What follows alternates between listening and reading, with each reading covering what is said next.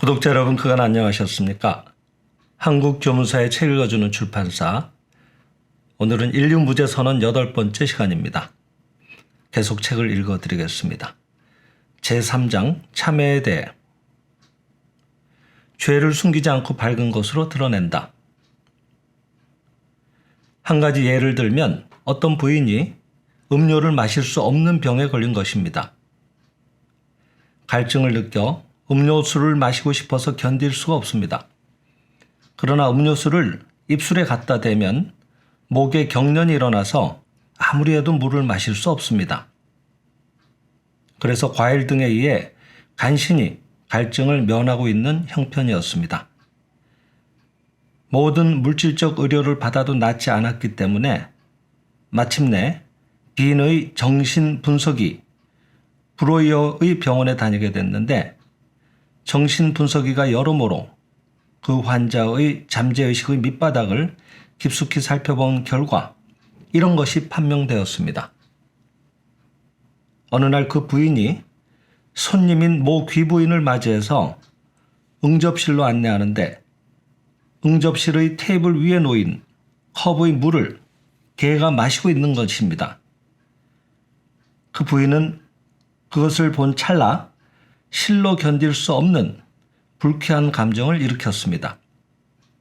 그 개에 대해서 할 수 있는 한 나쁜 말을 퍼붓고 싶었습니다. 그러나 거기에는 손님인 귀부인이 있었습니다.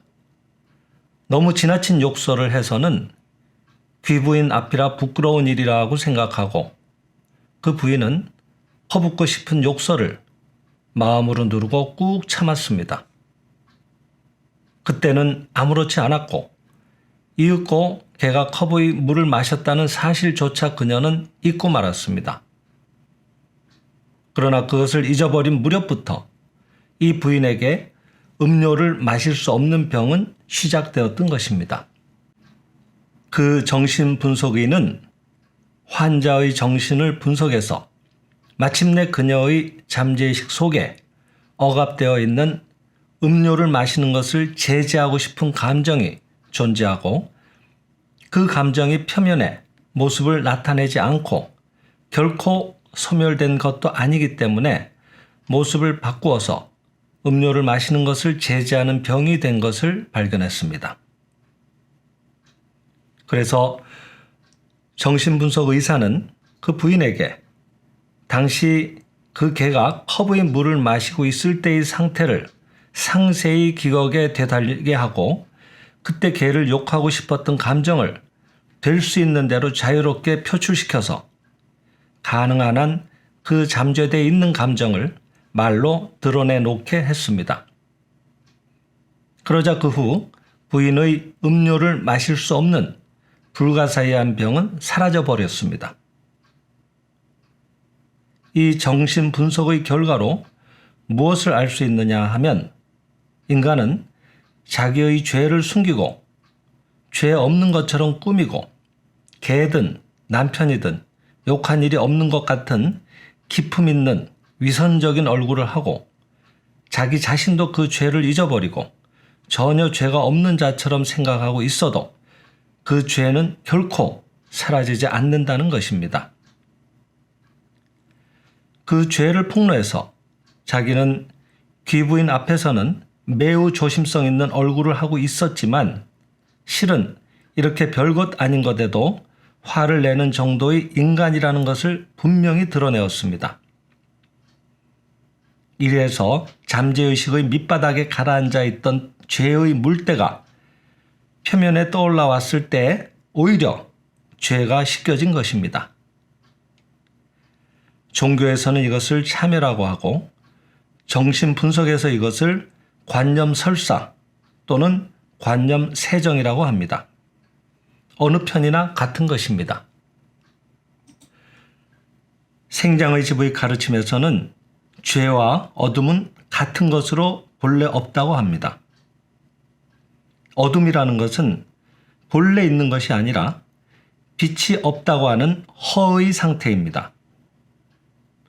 어둠을 없애려면 어둠을 포장해서 숨기고 있어서는 사라지지 않는 것과 같이 죄라는 것도 본래 없는 것이고 포장하지 않고 밝은 곳에 내놓으면 자연히 사라지는 것입니다. 죄를 숨기고 싶다. 적당히 스스로를 기만하고 얼버무려두고 싶다고 생각하는 것은 죄도 있고 죄를 범할 수 있는 자기도 있다고 생각하기 때문으로서 마음이 죄를 존재한다고 여기고 거기에 붙들려 있기 때문입니다.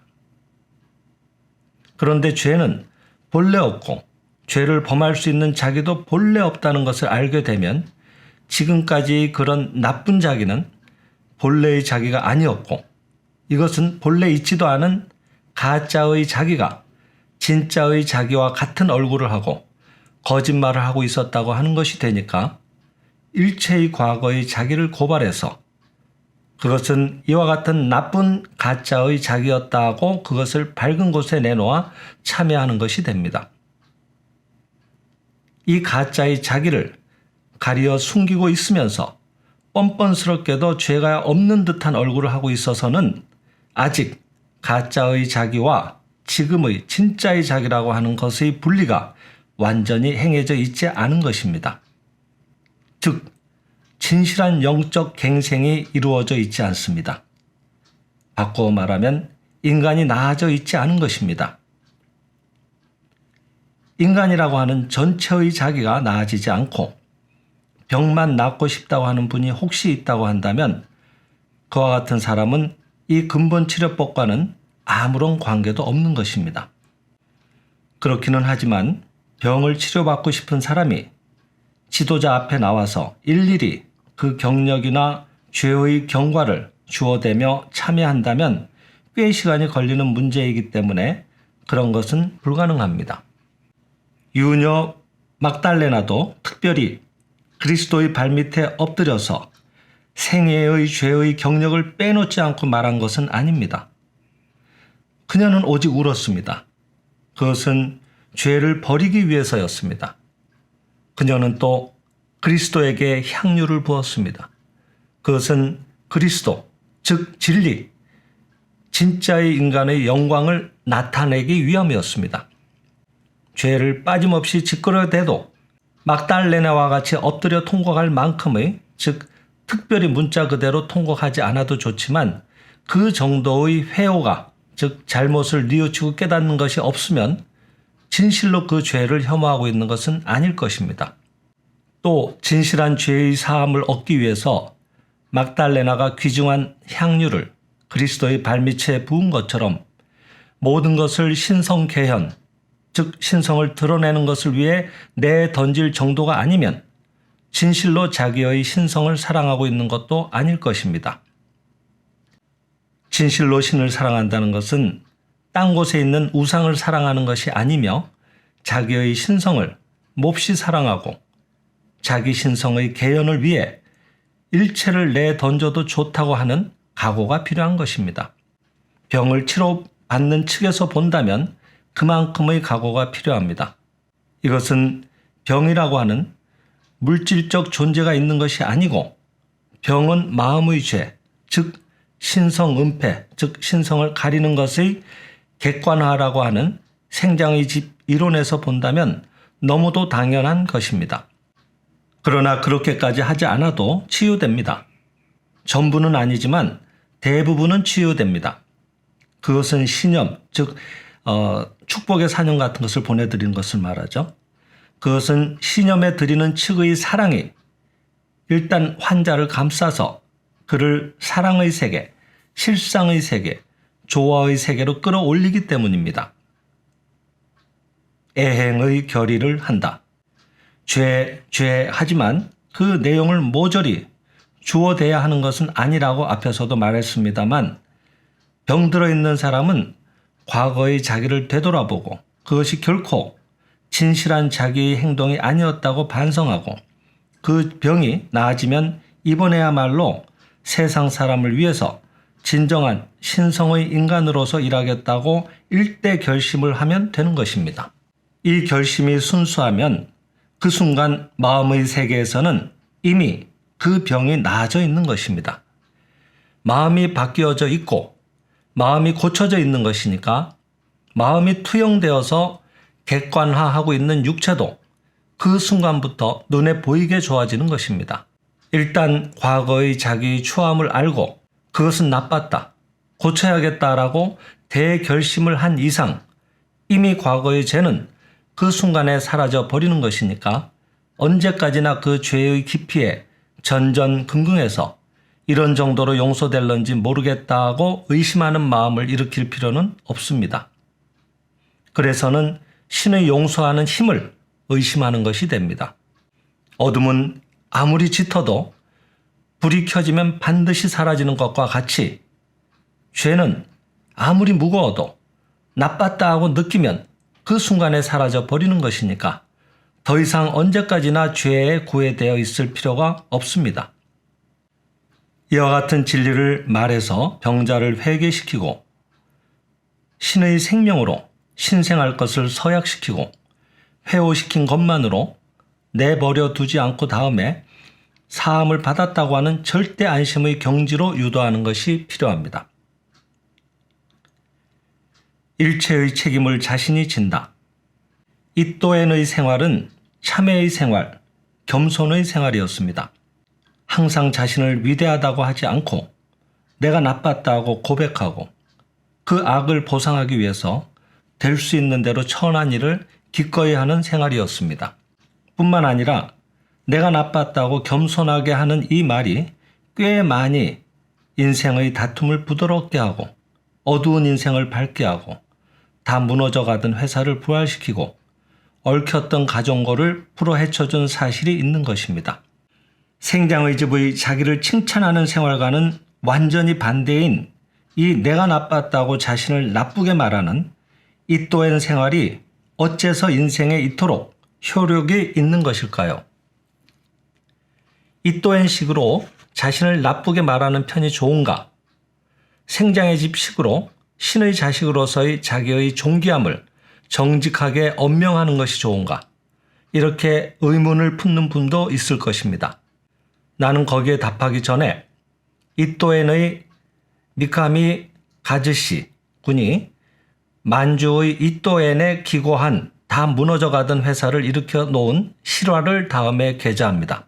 이것은 이또엔의 기간 잡지 빛 제98집에 실려있는 이야기입니다.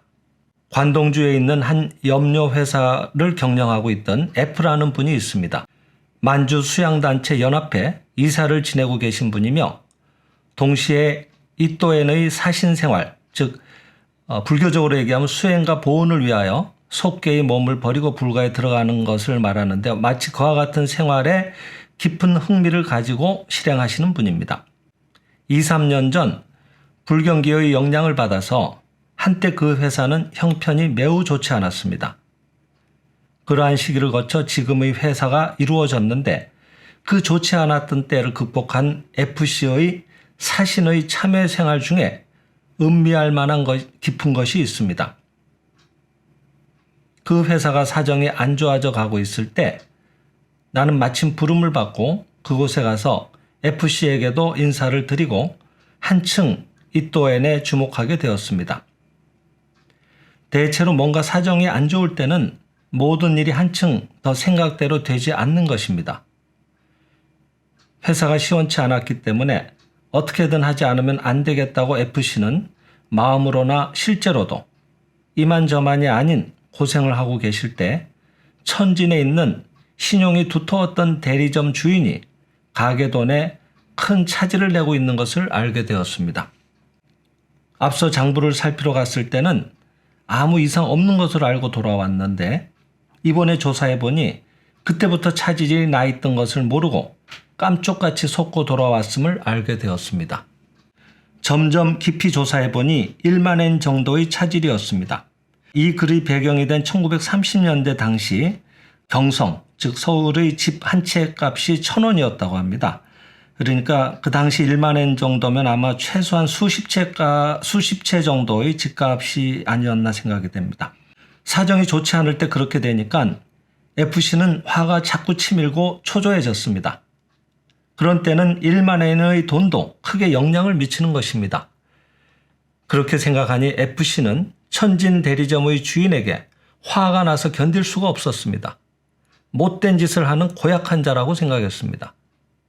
한번 천진에 가서 잘 살펴보지 않으면 안 되겠다고 생각한 FC는 배에 올랐습니다.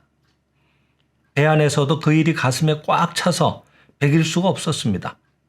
어떻게 해줄까 하고 몹시 화를 내면서 배의 갑판을 거닐고 있자니 지금에 와서 화내 본들 잃어버린 것은 되돌아오지 않는 것, 진심으로 상대를 믿고 있었던 만큼 화는 더욱 치밀지만 잃었던 것이 돌아오지 않는 이상 화를 내는 만큼 손해를 보는 것이니까 차라리 잠자코 있어버릴까 하는 생각도 듭니다. 그렇게 생각하니까 저쪽도 처자도 있고 일부러 그리한 것도 아닐 텐데 하는 생각도 들기 시작하며 차라리 저쪽에 너무 심한 얘기는 하지 말자. 내 생활비를 줄이고 내 급료를 받지 않는 식으로 해결해 나가면 5년 정도 걸리면 그 돈을 메울 수 있을 것이다 라고 생각하게 되었습니다. 그렇게 작정하니까 금세 마음도 편안해지고 천진 문제도 해결된 것 같은 기분마저 들어 그날 일기에는 스스로 버리는 것부터 시작하자. 모든 것은 참회에서부터, 참회는 자기를 낮추는 데서부터 등등의 글을 쓰기도 했습니다. 그러나 천진에 도착해서 곧바로 대리점으로 가서 주인과 얼굴을 맞대자 또 화가 치밀었습니다. 말하지 않으려 했지만 자신도 모르게 계속해서 주인을 책망하는 말이 튀어나왔습니다. 말하지 말자고 생각하면서도 역시 튀어나왔습니다. 이것이 상인 기질인가 하고 생각되어서 슬퍼졌다고 FC는 뒤에 말하였습니다. 마침내 온종일 아무 쓸모없는 잔소리만 늘어놓다가 밤이 되었습니다. 말하면 할수록 주인은 자포자기한 얼굴을 하고 시치미를 떼기도 했습니다. 마침내 밤이 되어서 잠자리에 들어 혼자가 되니까 말하지 않기로 했던 것인데 하는 생각이 들었습니다. 일기에도 이미 써놓은 것인데 하는 생각도 들었습니다. 어쩐지 얼굴을 대하면 이상하게 거친 말이 나옵니다. 내일은 확실하게 자신이 먼저 빌지 않으면 안 되겠다고 생각하며 잠이 들었습니다. 다음날 아침 일찍 일어나서 주인에게 가서 어제 밤부터 혼자서 생각했는데 자네는 잃어버린 것을 어쩔 셈인가 하고는 이런 말은 하지 않아도 될 텐데 하는 생각을 하면서 또 그렇게 말해버렸습니다. 아무래도 방법이 없으니까 여기 있는 것을 모두 가져가시지요. 믿을 만한 데는 모두 거래하는 가게뿐이니까 거기에서 돈을 빌릴 수도 없고 어차피 자업자득입니다. 저희 일가는 길거리에서 걸식을 하면 되니까요. 하고 주인은 이제 반은 자포자기가 되었습니다. 그런가? 그러나 이것들을 가지고 간다고 어떻게 되는 것도 아니고 더 아무 말도 하지 않겠네. 잃은 것은 잃은 것으로 돌려버리세.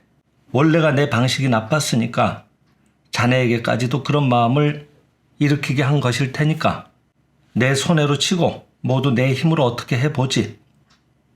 어제부터 잔소리를 해온 것을 참아주게나.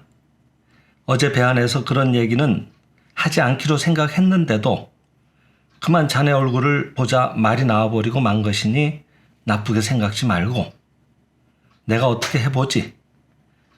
이제 안심하고 자식들과 사이좋게 지내게나 라고 말하고 나자 FC는 비로소 마음이 놓였습니다.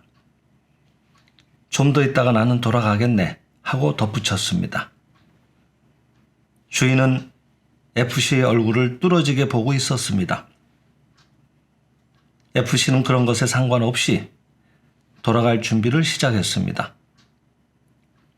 준비를 끝내고 가게로 나와서 그러면 이제 가겠노라 하고 그의 아내에게 말하니까 부인은 당황하며 조금만 기다려 주십시오.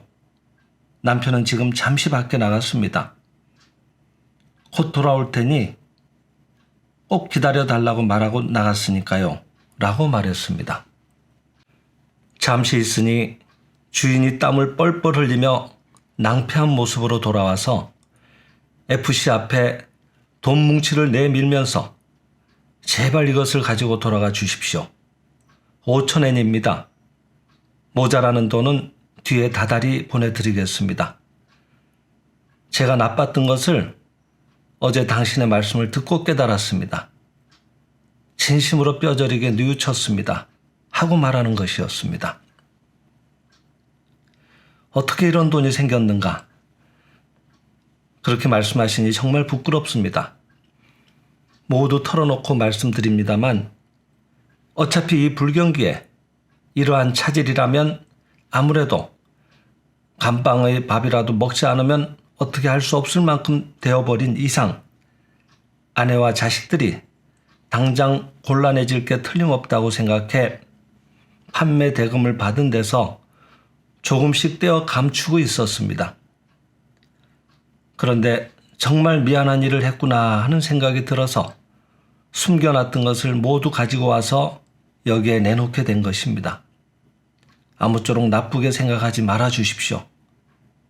이렇게 말하는 주인의 얼굴에 진심이 나타나 있었습니다. FC는 그 돈 뭉치를 받으려 하다가 멈칫했습니다. 이것을 받는다면 처음부터의 마음이 헛것이 된다고 생각하니까 그 돈 뭉치가 빛나 보이기까지 했습니다. FC는 돈 뭉치와 주인의 얼굴을 번갈아 보면서 이 5,000엔은 받지 않겠네. 여기 올 때 보니 부두에 여기로 올 성량이 많이 있던데 현금이 없으면 그것을 받을 수가 없으니 이 5,000엔으로 그것을 상품으로 진열해 주게나. 그 편이 당신에게 좋을 테니까 하고 FC는 과감히 말할 수 있었습니다. 그렇게만 해주신다면 더 이상 기쁜 일은 없습니다만 지금 이 처지에 제 형편만 내세울 수는 없습니다. 주인의 얼굴은 빛나고 있었습니다. 그러나 허전하게도 보였습니다. 그러니까 그렇게 해주게. 그 편이 나로서는 기쁘니까. 아니, 제발 그렇게 해달라고 부탁하고 싶어. 그렇다면 이 5,000엔도 맡겠습니다. 결코 잊지 않겠습니다. 주인은 눈물을 머금으며 이렇게 빛나는 돈은 일찍이 가져본 일이 없습니다. 라고 말했습니다. 주인은 반드시 다달이 조금씩이라도 보내드리겠습니다. 하고 약속을 되풀이하며 FC를 전송했습니다. FC는 배에 오르면서 정말 잘됐다고 되풀이 생각했습니다. 그러나 그 뒤의 문제는 실제로 잃어버린 1만엔이란 돈을 어찌해서 보충하느냐 하는 문제였습니다. 종교가가 몽상하는 것처럼 형편이 좋게 진행되는 것만은 아닙니다. FC는 먼저 자신의 신변, 일체를 줄이기로 결심했습니다. 집으로 돌아가자 곧 가족들을 불러서 진심으로 말했습니다. 이번에 회사를 한번 재건할 생각이다. 근본부터 뜯어고치지 않으면 안 되게 됐다. 천진에서 상당한 돈을 손해보고 있는 것 같으니까 그것을 만회하지 않으면 안 되겠어. 그것은 내가 손실을 낸 것이니까 우리가 그것도 갚지 않으면 안 된다고 생각해 주기 바란다. 그래서 나는 오늘부터 회사에서 일절 급료를 받지 않기로 했다. 그 때문에 이 집의 생활비는 당신이 병원의 청소부든 뭐든 해서 벌지 않으면 안 된다. 그리고 이 집도 내놓고 회사 뒤에 있는 조그만 사택에 들어가기로 했다. 피아노 등도 팔아버리기로 했다. 혹시 이런 것이 마음에 들지 않는 사람은 여기에서 떠나는 길밖에 없다. 아내도 자식도 마찬가지다. 라고 잘라 말했습니다. 제일 먼저 부인이 그렇게 하겠습니다. 저도 일하겠습니다. 라고 말했습니다. 그러자 이번에는 딸이 저 피아노 같은 거 필요 없어요. 뭐든지 하겠어요. 라고 말했습니다. 마지막으로 집안 사람들도 지시하는 대로 하겠습니다. 라고 말했다고 합니다. 그 다음 날부터 부인은 재봉일을 시작했습니다. 온 집안이 새 출발을 한 것입니다. 마침내 집을 회사 뒤의 빈 사택으로 옮기려 하니까 어느 틈에 사원이 거기에 승낙도 없이 먼저 들어와 있었습니다. 원래 그 사택은 너무 좁고 또 바로 회사 뒤에 있기 때문에 염료 냄새와 공장의 약품 냄새 등이 코를 찔러 어린이 건강에 좋지 못하다고 해서 모두 그것을 비우게 하고 딴 곳에 집을 빌려 사원들이 거처하고 있었습니다. 그래서 어제까지도 비어 있었는데 자기가 이사하려니까 어느 틈에 모두 들어와 있는 것입니다. 이사할 수가 없게 된 F씨는 사원 한 사람을 붙들고 어찌 된 거냐? 자네들을 있게 하려고 청소한 건 아니야. 내가 어떤 정리를 단행하기 위해서 이리로 오기로 결심한 것이니 비워주지 않으면 곤란해. 이렇게 승낙도 없이 들어오면 곤란하지 하고 물었습니다. 그러자 사원 중 한 명이 즐거운 듯이 미소를 지으며 말하는 것입니다. 잘 알고 있습니다. 회사가 지금 사정이 좋지 않다는 것은 누구보다도 사원 일동이 잘 알고 있는 일입니다.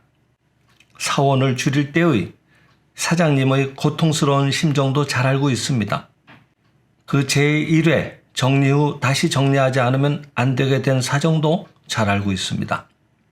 더 이상 사원을 줄이는 일이 견딜 수 없이 괴로우셔서 사장님 자신의 신변을 철저히 줄이려고 하는 것도 잘 알고 있습니다. 부인께서는 집안의 생활비를 스스로 벌기로 하고 사장님이 급료를 전혀 받지 않기로 했다는 것도 들었습니다. 그 때문에 결심을 하고 집세가 많이 드는 그 집에서 건강에 좋지 못한 좁은 이 사택으로 이사하시려는 것도 잘 알고 있습니다. 그것을 우리들이 어떻게 남의 일처럼 잠자코 보고만 있겠습니까? 그래서 모두가 상의해서 먼저 여기로 이사해 버린 것입니다. 우리들도 조금은 회사에 대한 본공의 뜻으로, 본공이라고 하는 것은 힘써 일한다는 그런 의미입니다. 본공의 뜻으로 집세를 따로 지불하는 일 없이 이 집에서 참고 견디기로 하였으며, 한편으로는 사장님께서는 역시 회사의 대표자니까 본집에 그대로 계시는 편이 거래처와의 신용면을 봐서도 좋을 것으로 생각합니다. 그러니 제발 저희들을 이대로 있게 해 주십시오. 그것이 사장님이나 회사에 대한 최소한의 의무라고 생각하고 있습니다.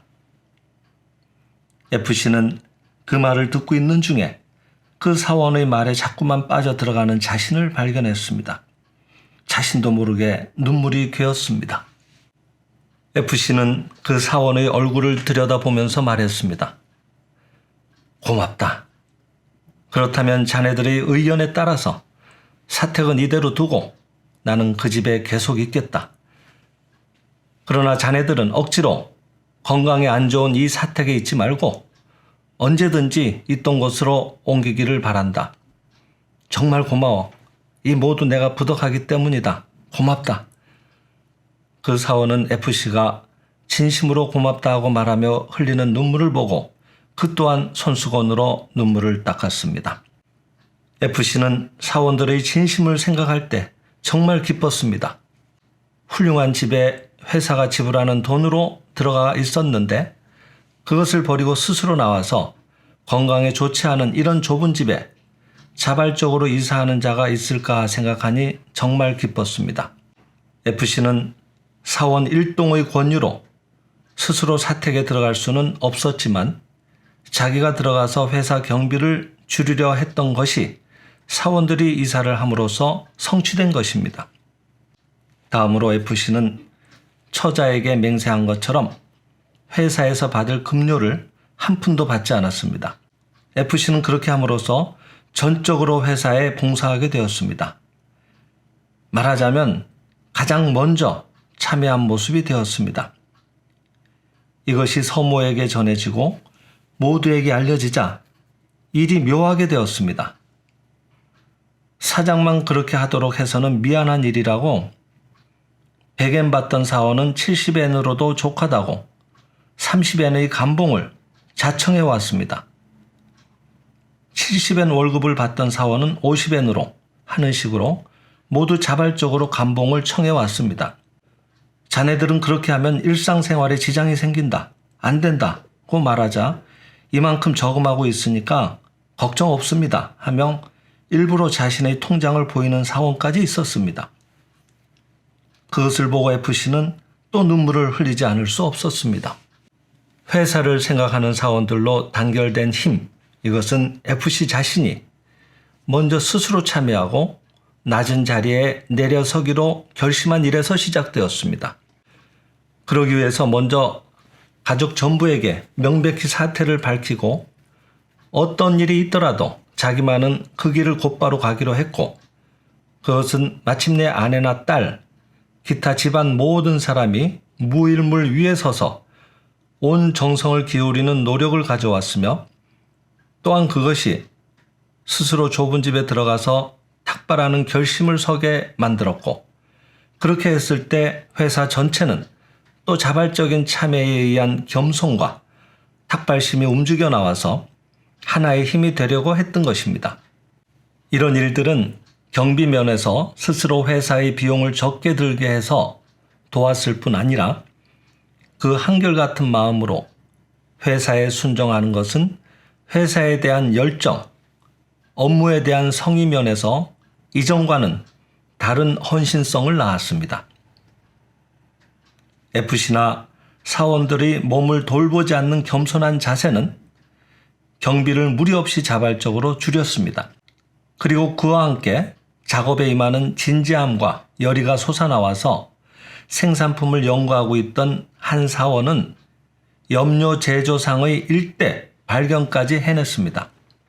종래에는 염료 제조에 3개의 분업 공장을 복잡한 방법으로 경영해 왔는데, 소금을 조금 쓰는 것만으로 한 공장을 거치지 않고 2개의 공장을 이용해서 제조할 수 있게 되었고, 따라서 공장 하나는 전혀 필요치 않게 되어 거기에 필요했던 많은 경비는 얼마 안 되는 소금의 비용만으로 충분해져서 경비를 많이 줄일 수 있게 되었습니다.